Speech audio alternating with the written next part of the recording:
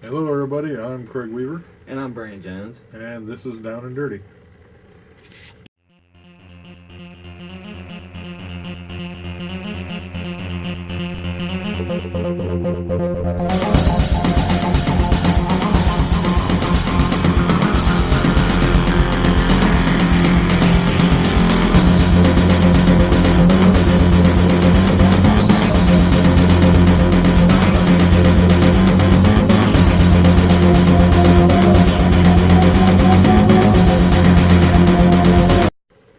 Okay, this week we're talking about something that's related to metal detecting, but not exactly using a metal detector.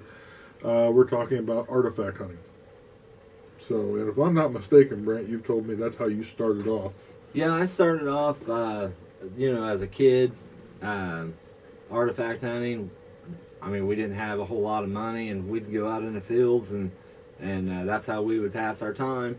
And I started when I was 15 years old. Kind of a crazy story, but we were playing baseball at my grandma and grandpa's house, and somebody smacked the ball out into the field. Well, I was out there, so I took off running, and I saw the ball, and I was looking, and right in front of it was an arrowhead, and I did a flip, and that was my first artifact. So, and it's about like metal detecting. It's an addiction. Yeah, so. absolutely. And when we're talking about artifacts, we're talking about the old, what we call prehistoric stone artifacts before the Native Americans had the use of metals and things of that nature. They were using stone artifacts to do everything from hunting to normal everyday cutting, hammering, whatever it is. Jewelry. Yeah, absolutely. So what we're going to do today is we're going to go over a few of the different types of artifacts you might see out in your fields. And it goes by region too. There are some artifacts that don't appear around here. Yep. But they may appear down south or out west or even back east. So, but if there's an open field, 90% of the time there's going to be an artifact or two. At least one. I read an article and it said for every acre there is one artifact for every acre. So, and you get closer to the river, that's dramatically going to go up. Absolutely. The closer to the rivers, you're going to find a lot more. So let's tell them about that, Brent. Why exactly, when you're closer to a river or a stream, would you find more artifacts? Well, back in the day, the water levels were a lot higher, and they would use the rivers as basically a highway. They would travel, hunt. That's where their villages were, remotely close. I mean, there are some places, there's no river around and you will find artifacts, but basically they stay remotely close to the rivers. And that's a good point. We know back in those days, and even when the European settlers started coming in, there were no wells. People weren't able to dig wells. It was all about being near a water source to begin with. Right. Or you didn't have any way to get any water. Right. So you had to build near a water source. Yep. So, all right. So what we'll do is we'll go ahead and dig right in. And I think what most people think of when they think of artifacts is probably just the arrowhead. Right. And Brent has a few examples out here. A lot of what you're going to find are the arrowheads, and personally, I like arrowheads. I think they're a really neat thing to find. I love them. Now, how many different types would you guess that there are? I don't know. There's a lot of different kinds. Basically, it goes on where the notch is. The notches, there's side notch, base notch, corner notch, and that tells a lot. It tells the time frame of when the arrowheads were made. That's how the archaeologists do it. They look at the corners or the notches. Absolutely. And finding these, you can find them whole. We find a lot of them whole. Yeah. But a lot of times you're going to find them broken. Yeah. And that's commonly referred to as a heartbreaker. Yeah. In the hobby. You find a really, really nice point that's been broken. Now, stepping up from the arrowheads, you have the spear points. Yep. Now, a few weeks ago, my wife was lucky enough to find a broken spearhead. They're much larger, as you can tell. This was a lot larger than what it is right now, but it's been broken off at the base. But they would have been a lot larger, and looking at the edges and things like that. Now, some of these are sharp, can even be sharper than modern day razors. Right. The Native Americans knew what they were doing when they were making these. Even though they're primitive people, what we consider today. Well, I mean, you have to consider if these guys, if their tools didn't work, they didn't eat. Right. So, I mean, there wasn't grocery stores and stuff, so they had to make sure that their things worked. Exactly. And spear points were good for not only for hunting but also for battles. Even back then, there were wars in between the various tribes of Native Americans. So, looking at that, spearheads are a lot harder to find, at least around here. I won't say that's true for every area, but around here you don't find nearly as many of them. Right. I think your brother's found a whole one before, hasn't he? Yeah, he's found several. Several holes. Yes. my entire family artifact hunts. Yes. So. And the luck runs in the entire family. Yeah. Let me tell you. So, yeah, it does. I will agree. So, now getting more into, like, let's say, tools. Okay. So, in the same area as a arrowhead, you would have what, a knife? A knife. You would call it? Right. Matter of fact, this right here, I don't know if everybody can see this, but this is called a crescent knife. It's kind of crescent, and they would hold it, in their hands and skin their animals or whatever they needed to do. But this is a crescent knife, and that is a nice one. That is totally intact, and this is one of the styles of knives. Absolutely. Now, other knives would they have stone handles or would they have wood handles? They would have a wood handle. It was almost like like a knife today. They would have a handle, and basically they were made out of wood. Okay. And they were using what I'm assuming probably animal gut to wrap it on there. Right. It's called sinew. Sinew. Okay. And that's what it is. It's animal tendons and. Very good. Very good. All right, now back onto the tools a little bit more. Another one it's still not very common, but they're very interesting. It would be the celts. Right, the celt. Some people call them like a hand axe. Some of them were on a shaft. We've got a few of them here. I'm not sure if this was on a shaft or not, but. This is a slate one. You find a lot of them made of slate, and it's an axe. It definitely has a blade. Yes. So it's made for cutting. And this one here is just a regular or normal axe, Right. or celt that you would Right. see. You see how it comes to a pretty, probably came to a really good point at one time. Yeah. And they were used for like digging and things like that. Digging. There's actually something called an adze, which is very similar to a celt, and they use those more for digging. But these were like for chopping wood or large animals, cutting those. Great. All right. Now, some of the bigger things you're going to find. And these are very interesting. Something that Laura and I have never found is this style of axe or hammer, right. However you want to call it. And they're spotted by this spot here where it would have been attached to the wood. I'm assuming. Right. Yes. You don't see a lot of them. At least we haven't seen a lot of them. But Brant spotted a good many over the years. A few. And sometimes you'll see them where they've been completely worn down, where they, and they're hard to find. But they're a really neat little stone tool to find. Some of them are very large. Matter of fact, Laura and I were just in an antique mall over the last couple of days, and they had some very, very large axes with very, very deep grooves in them. But a lot of them you're going to find are going to look more like this. Yeah. You know, they've been in the ground for a long time. All right, Brent, let's see what we got next here. Go ahead and talk about that piece there. This is called a banner stone. These are extremely hard to find. I've only found like 3 or 4 of them. And I don't know if you can see this, but this has been drilled this way.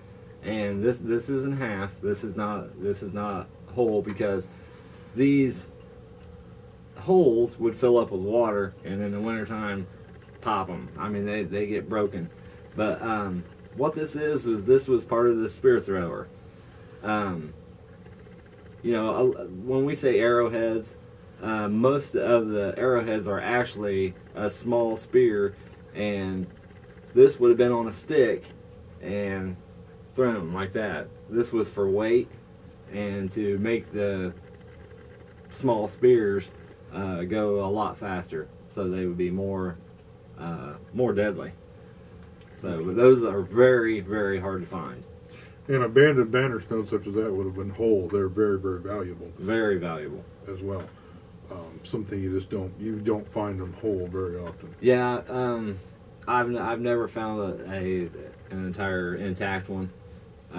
Like I said, I found 3 or 4 that are broken, but those are extremely I mean, you never find those. Yeah. So absolutely. Now, even back in those days, the prehistoric Native Americans around here would have adorned themselves or dressed up a little bit. Right. Different tribes had different things, and you've got something here that would have been what you call a necklace, I guess. Yeah, it's a necklace piece. Again, I didn't bring a full one, but this is kind of a special one for me. This is called a Gorgon, and you can see a hole that's been drilled right through here.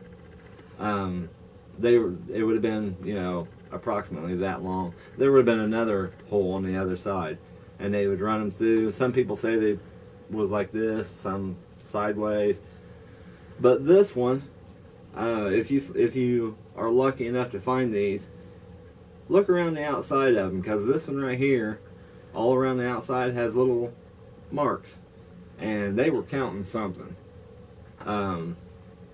You know, the Indians, they were not a dumb people. They were intelligent. They were just the same as us, and some of their works is just beautiful and amazing. But if you happen to find a Gorgon, make sure you look around the outside, because like I said, this has chicken marks where they was counting something. I don't know if it was deer or kids or it was something. Well, they probably had many children. Oh yeah. But yeah. So that kind of thing. Like I said, they adorned themselves. I mean, you see a lot of the Native American headdresses and things like that. That's a very extreme thing. We're talking about prehistoric, where it was a little bit different. So they would have had stone necklaces and stone bracelets and all different types of stuff. But they also made things out of bone. I just saw one on Facebook the other day, a bone, prehistoric bone ring. Yeah. That was very neat. That somebody back in thousands of years ago had carved. Now, also, I'm assuming that people, they had their villages, they had their necklaces and all that. They didn't go to the movies for entertainment. So what did they do? They told stories. They were known for, for telling stories, but they chipped their artifacts. I don't know what else they did. Well, did they play a game of some kind? Oh yeah. I see what you're saying here. Yes. This is a stone game ball. And you can tell that's a large game ball. They would roll these down the hills, and they would shoot arrows in front of them to try to get this thing to stop. And whoever shot the arrow in front to stop it, that they was the winner. Also, they would throw these like a what do you call it? Shot put. Shot put. So, all right. Well, we'll be right back after these messages.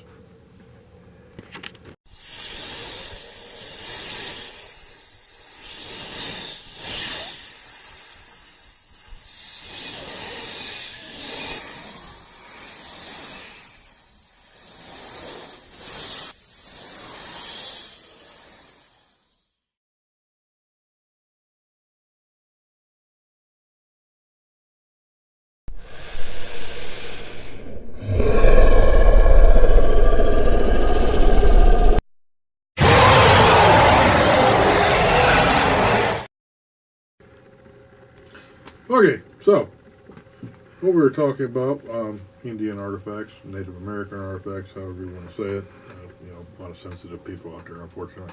But anyway, so back to what we were talking about. Talking about the game stones where they would do their various things. Now, at some point, people from Europe started coming in. And obviously they wondered what the Native Americans had. Right. So what did they do? Well, early there was fur traders. They wanted the furs so they could ship them back overseas, and they had to find out what the Indians wanted. So a lot of what the Indians wanted was, shiny stuff like silver. There's a lot of trade silver, and it is in our area. But also, they traded beads. And some of these beads in this bag, they traded 6 of these beads for a pelt. So, the Indians were probably getting ripped off, I would imagine. But, yeah. But, this is something you definitely want to keep your eyes out for as you are detecting. And, just keep your eyes open for anything. Indian artifacts, buttons, beads. So absolutely, we got a picture of those up on the screen there. Yeah. Now bear in mind that they're most likely made of spun glass. Right. We're not talking about plastic beads. Plastic Right. beads. If somebody's selling you plastic Indian beads, guess what? You're getting ripped off. Yeah. Yeah, you are. And there's actually an easy way to tell. Just take a straight pin and light it up with a lighter and stick it on, and if it goes in, it's plastic. Yes. Spun glass beads, I'm assuming some of them probably made out of bone, things of that nature. So yeah, keep your eye out for those. We've found a couple. You just spot them laying right on top of the ground. Yeah. They're kind of hard to find because they're so, well, at least for us older folks, it's a long ways down to see something that small. But you can find them. Like I said, they do pop out. And a good time one thing we would talk about here, a good time to start finding artifacts is especially in the spring. Right. When the rains come, most of our artifacts that we have found have been in the fields, in those little washouts yeah. where all the water has been flowing. That tends to expose a lot of things. Yeah, a lot of the artifacts, the ground is gone, so it just washes the ground away, and all the stone is left. That's a great idea. I did that for years and years. You always walk the washouts, yeah. And also as you're metal detecting, hit the washouts with your metal detector too, because right. the ground has been washed away. Exactly, and that's a good point. The Native Americans were the ones who taught the settlers how to do a lot of these things. Yep. And what we talked about is we hunt the hills and the fields. Right. Because that gets you up above the water, in case there's a flood. Right. The Native Americans were doing the same thing. Oh, yeah. When I first started detecting, I was out on a field, and I found a Ohio Volunteer Militia Civil War belt buckle, and 15 feet away I found a banner stone that was from an Indian. So they were using the exact same places as the early settlers, or what we're using today. Right, exactly. And it was all a matter of, a lot of these settlers had no idea what they needed to be doing. Right. So you know, the Native Americans were teaching them as much as they possibly could. Right. And it ended up not working out so much for the Native Americans because the early settlers started to be kind of jerks. But that's neither here nor there. Yeah. Now, one last thing that we'll tell you that to keep your eye out for out in these fields are fossils. Right. And Brent's got a couple of examples here. These are, I'm assuming, mussel shell fossils. Yeah, that's what they are. At one time, you know, most of the world was covered in water. Right. So you can find all kinds of crazy fossils out there. It's been several years ago. The neighbor was putting in a new cable line and asked if they could run the cable line through the yard. And of course, I said sure. And they only went like 3 or 4 inches, but when they did, they exposed a very large shell. And it was probably that long and that big around. And you know, we're in central Indiana. Right. You wouldn't think that shells would be here, but it was petrified and a beautiful shell. Oh yes, and we've been out in the fields. We've found several examples of fossilized coral. Yep. Same thing that's growing on the ocean floor right now. Right. And so it's just amazing that, you know, we're seeing all these different things, but there's a lot of different artifacts. People find fossilized fern. Yep. Trilobites, all kinds of different things out there in the field. So and that's right here in little old Indiana. Right. So. Exactly. And you know, it's so a lot of this different stuff will be popping up out there. You might have kicked, you know, an axe or even a game stone. Yep. Walking through a field one day, and you just didn't even know it. Yep. So I wouldn't have known it. I've probably seen 100 of these over my lifetime and never picked one of them up. But now I do. So that's a good thing. But you know, so just keep your eyes open. You never know what's going to be out there. Oh yeah, and you know, our forefathers, they really didn't think that much about Indian artifacts. I mean, I went through farmers' rock piles before and found hammers. Right. And they called them an Indian rock. It's like, leave it in the field. Yeah, and, exactly. so, yeah, most of the farmers you're going to run into could give. Yeah, they don't care. They don't care, but to them it's just a rock getting in their way. Right. So we'll take as many rocks out of their way as they want. Exactly. They want to give us. Exactly. So yeah, always keep your eyes open and check those areas if you're out in the fields looking. And artifact hunting is a lot of fun. You don't have to have any real equipment. When Laura and I go out and do it, we just have a couple of old broom handles we take with us. Walking stick. Yeah, just flip over a rock, because we don't like to bend over that much. Right. And that way we can make sure what it is. Right. Another thing that you will want to look for. This is called a scraper. This is called a duckbill scraper. There's a lot of different styles of scrapers, but on these right here, the bottoms will be flat, and you'll have a cutting surface right across the top. Actually, the very first piece that I found was actually a duckbill scraper. So, yeah, keep your eyes open. You can tell that they're worked around the edges and worked all the way around them. Yeah. That's a duckbill scraper. And that is a good point to show. We'll throw another picture up there. Okay. You look around the edges of an arrowhead. Right. That is, what is that called? That's called flaking. Flaking. Yeah, they had to chip those. A lot of that was done with a deer antler, and I mean, I can't do it. No, yeah, I mean, it's an art. Yeah, I don't think I could do it. There are people that do it. Yeah. But yeah, you can tell on the edges that flaking. I mean, people are going to question. You'll pick up all kinds of rocks. Every rock that's like pointed is not an arrowhead. Right. You're looking for a certain kind of material. And flint, yes, Right. and that's what I was trying to say. Or chert. Or chert, yeah. And you want to be able to see that where it was worked, where it was chipped off of there, Yep. by somebody. So, yeah, just kind of keep your eyes open. There's all kinds of resources online to identify artifacts. Right. And in our club, East Central Indiana Treasure Hunters, there's a Bill. Yeah. Bill Dykes. Yes, who is very, very knowledgeable. Yes. On artifacts. Like you're saying, there's a lot of different resources, but here locally, we live remotely close to Ball State. Mm-hmm. Ball State has an archaeology department. If you think that you have found something, you can take anything you find over there and ask them, and it doesn't cost anything. Just go in there and ask them, hey, is this something? And Right. they'll let you know. Oh yeah, it's good for the students to be Right. to be learning stuff like Right. that. So And the professors are usually in the office too. So great. Yep. So, all right, that's all we got for this time.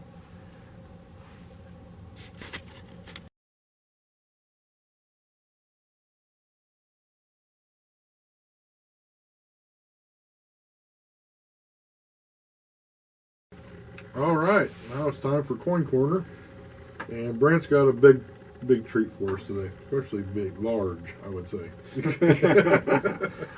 we are going to check out the large cent. The large cent was made from 1793 until 1857. The large cent probably is the second most commonly found coin, other than the Indian that we find. I would say. The very first ones were a flowing hair. I haven't been fortunate enough to find one of those yet. Absolutely, yeah. The guys on the East Coast, they find the older ones like that. But Right. Personally, my oldest is a 1808, which that's pretty old. Yeah, absolutely. So- That's way back there. And last year I found 25 large cents, so I had a really good year last year. I think it's important to know. People are often say, "Why was a penny so big back then?" Well, it was the size of it was how much the copper. That's how much the copper was back then. So Right, and you see the copper increase in value once they get past the large cents.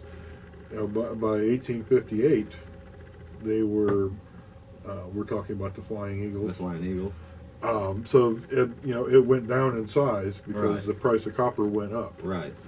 Now that's something important to note. It kind of coincides with more modern history. But what happened in 1815? Why weren't there any 1815 large cents? Well, there were no 1815 large cents because of the War of 1812. So the war just ate up all the copper. So Exactly, and that's very similar to World War II. right. With the what was it, 1943? 43 wheat pennies. Yes. Where- Steel. Yes, they were made out of steel due to the copper shortages. Yep. All the copper was being sent overseas for ammunition. Right. So that was and large cents are a really, really neat thing to find. I really like them because they come in many different varieties and things like that. And it's just nice to see a really big coin come out of the ground. Oh yeah, they on most metal detectors they will hit like a $50, and you will know that there is something there.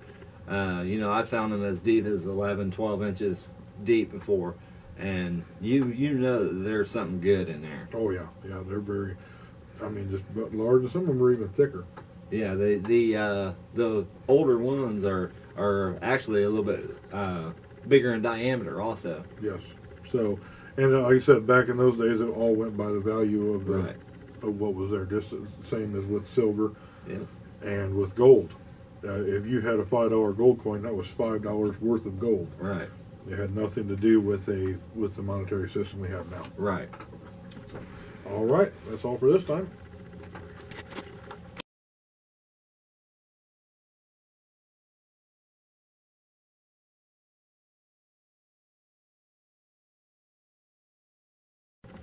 Okay, let's take a minute and learn some history. All right. For those of us in Indiana, this was something very interesting. I actually learned from Brant years ago, and now, it's something that we're really striving towards. The fact that the War of 1812 actually came to Indiana Yeah, it did. back in those days. Now, when we say the War of 1812, of course, that was the second war against the British.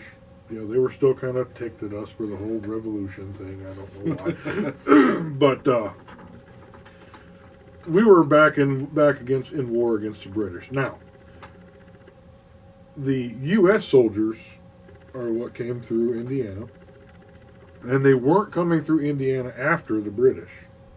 They were actually coming through and clearing out Indian villages. They were massacring. Yes, they were. The president sent through a regiment, and their orders were to do nothing but destroy Indian villages, their food stores, their everything that they had. Now, the reason for this was quite simple. They thought that the British would go to the Native American sites and would use them as battle points, and also would get the Native Americans on their side by trading with them. Ended up not being true.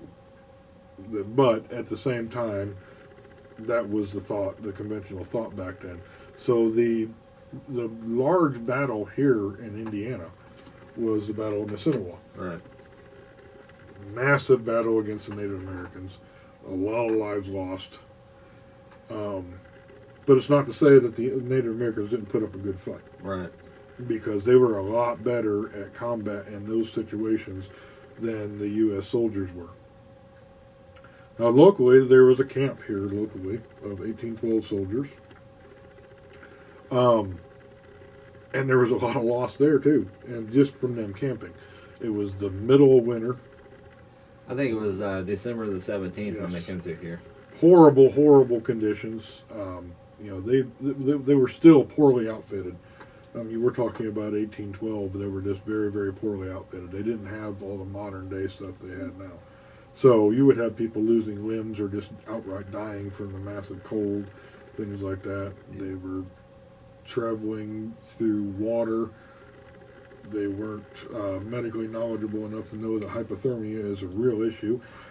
So that was the big problem. But they still did make it to Mississinawa and still carried out their orders. But it was very interesting. You don't really think of the War of 1812 coming this far inland. They were here. They were here, and that was something. And Brant has proof positive that they're here with his now infamous War of 1812 hat pin.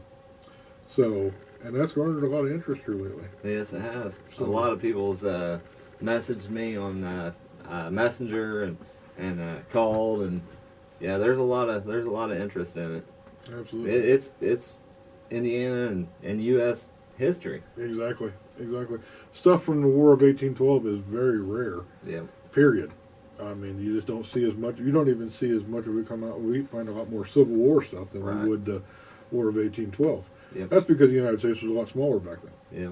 So that's, Indiana was not even technically a state. Yeah. During 1812. Right. We became a state in 1816. So we were still just a territory Yeah. and fairly crude at that time. So, well, that's what we got for this week's history lesson. All right, we have something to unveil this week. Yes, we do. As you know, the Yeti Diggers are launching on February the 16th, which is just a little less than a week away. Yep. And for that, we've got something. We've got our hand digger ready, and I think you guys are really going to like this. Now, our hand digger, which is nicknamed the Serpent, you can see it's a little different design than the other styles that you've seen out there. We go with an all-metal construction. We got the handle where you don't have to need a grip on there. Call that Is knurled. knurled, yes. But now we went ahead and we've got it sharpened all the way up. Where this model here, which like I said is called the Serpent, is not going to have teeth in it. This is just going to be just a sharpened edge. We will have a model with teeth in it, but this one here, what we're finding with the other ones, like with the model of the Beast that we got, the stand-up shovel, the sharpened edge goes right through. Yeah. It goes right through roots. It goes right through pretty much anything. We were even using it out yesterday in the frozen ground. Oh my goodness, it was horrible. That was horrible, but the shovel did go through, didn't bend, and didn't do anything. So now, the other nice thing is going to be, we've got a hollow handle on this model. At the end of this, we're going to have a cap threaded into this. So you'll have some storage available inside this handle. It's big enough where you can put dimes, pennies, Absolutely. nickels, but a quarter will not fit. Quarter will not fit. But there's also, I mean, if some people might want to carry, I know in my model what I'm going to do, I'm going to get myself a brush, Right. some long toothpicks, and Right. some different things to store in there. So we pop something out and I can clean it right up right there. Right. So right. It's a storage unit. yes, absolutely. So And these things are solid as you're going to get. So it's a really exciting. These are going to be a great tool for everybody. And we went a step further, and we've had our sheaths custom made. Each one of these hand diggers will come with this very same sheath. You can see that's not printed on there. That's actually custom embroidered. yeah. We got plenty of room. You know, very nice for the belt, and very sturdy, very solid, and also a feature that other hand diggers do not have. One of the big problems you have, dirt builds up on that blade. Yep. And you go sticking it down in your sheath. Only if you use it. Yeah, if you use it. But it gets built up, and then the dirt gets stuck down in that sheath. And then you're trying to figure out how to get it all out of there, and it doesn't work. In this model, we've got an open end with plenty of room for the blade, and the dirt can come right out. So once it dries out. Yep. So that's going to be a really great feature. This one will be featured in our launch. Like I said, our first models we're going to have 3 models for the first launch. Currently in development on our new models, but you know, like I said, everything's going to be really nice. So here next few days, we're probably going to have the kaiju model to show. The only difference with this one right here is like we're saying, this end will be tapped, and we will have a plug in the end. Right. So That's the only thing we haven't shown on this one. This Yeah. is just our first prototype model. But yes, it will come with a plug in there, and you can put whatever you'd like. So, all right. Well, Brant, I think that's about all we've got for this week. I hope we got you a lot of information. Unfortunately, Josh over at CT Relic Digger, he's traveling this week to see family, so he will not have a clip this week. But there's nothing wrong with that. Either. Exactly. You know, take the time, spend time with some family. Yep. So hopefully he has safe travels, and hopefully we'll see him again next week. Yep. Next week will be a little bit special. I think we're going to go live. We're going to do our live Down and Dirty from our club meeting with the East Central Indiana Treasure Hunters. Yep. The Indiana Dirt Detectives, the entire team is being featured at the club meeting. And we're also unveiling the Yeti Diggers at the very same meeting. So you're going to get to meet a few of the people that we're in the club with. And this is our local club. We are members, Exactly. proud members of East Central Indiana Treasure Hunters. Exactly. So, It's a great group. great group. Most of us have met through the club, and it's a great club. Exactly. There's just a lot of people, a lot of very knowledgeable people Very. there. And just everybody's very nice. Yep. So we meet once a month. They've started doing Saturday meetings. That makes it so Brant and I will be able to go to some of them. Yep. But yeah, you'll meet a lot of nice people, a lot of very interesting people that know a lot of stuff. Yep. Some guys in the club were hunting back in the 70s and just pulling buckets of coins out. You know. So yeah. So anyway, yeah, next week we'll be coming to you from that meeting. I'll be meeting with Ron, the president. So we can't wait to see you then. So until then, keep your coil to the soil. And your eyes on the prize. See you next time.